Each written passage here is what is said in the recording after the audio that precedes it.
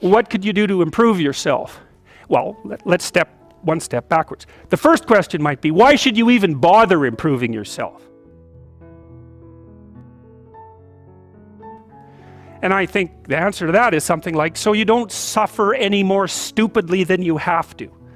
And maybe so others don't have to either. It's something like that. You know, like there's a real injunction at the bottom of it. It's not some casual self-help doctrine. It's that if you don't organize yourself properly, you'll pay for it, and in a big way, and so will the people around you. Now, and you could say, well, I don't care about that, but that's actually not true. You actually do care about that, because if you're in pain, you will care about it. And so you do care about it, even if it's just that negative way, you know. It's very rare that you can find someone who's in excruciating pain who would ever say, well, it would be no better if I was out of this. It's sort of, pain is one of those things that brings the idea that it would be better if it didn't exist along with it. It's incontrovertible. So you get your act together so that there isn't any more stupid pain around you than necessary.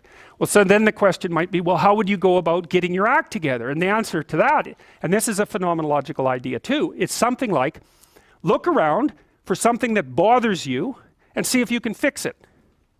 So now you think, well, let's say you go into you can do this in a room. It's quite fun to do it just when you're sitting in a room, like a room, maybe your bedroom. You can sit there and just sort of meditate on it and think, okay, if I wanted to spend 10 minutes making this room better, what would I have to do? And you have to ask yourself that, right? It's not a command, it's like a genuine question.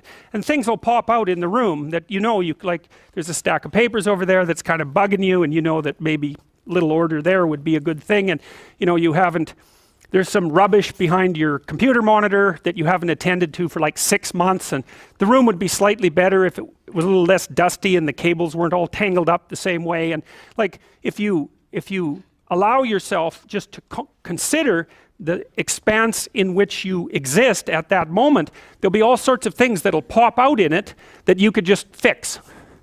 And you know, I might say, well, if you were coming to see me for psychotherapy, the easiest thing for us to do first would just be to get you to organize your room. You think, well, is that psychotherapy? And the answer is, well, it depends on how you conceive the limits of your being. And I would say, start where you can start. You know, if something announces itself to you, which is a strange way of thinking about it, as in need of repair, that you could repair, then hey, fix it. You fix 100 things like that, your life will be a lot different. Now, I often tell people too, fix the things you repeat every day, because people tend to think of those as trivial, right? You get up, you brush your teeth, you have your breakfast, you know, you have your routines that you go through every day. Well, those probably constitute 50% of your life. And people think, well, they're mundane, I don't need to pay attention to them. It's like, no, that's exactly wrong. The things you do every day, those are the most important things you do.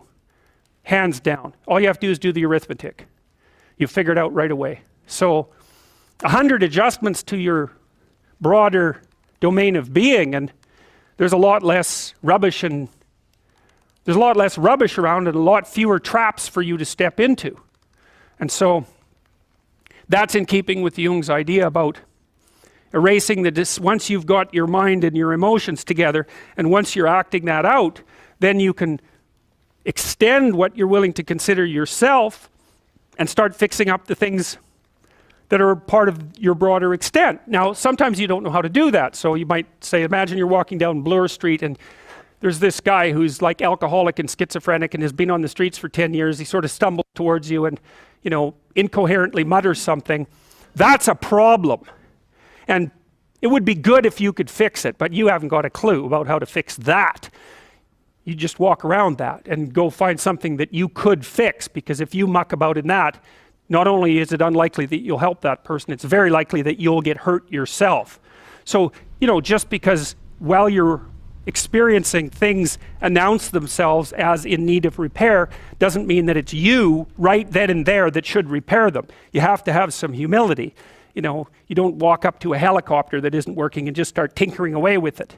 You have to stay within your domain of competence. But most of the time, if people look at their lives, you know, it's a very interesting thing to do. I like the idea of the room, because you can do that at the drop of a hat. You go back to where you live and sit down and think, okay, I'm going to make this place better for half an hour. What should I do? And you have to ask, and things will just pop up like mad. And it's partly because your mind is a very strange thing. As soon as you give it a name, a genuine aim, it'll reconfigure the world in keeping with that aim. That's actually how you see to begin with.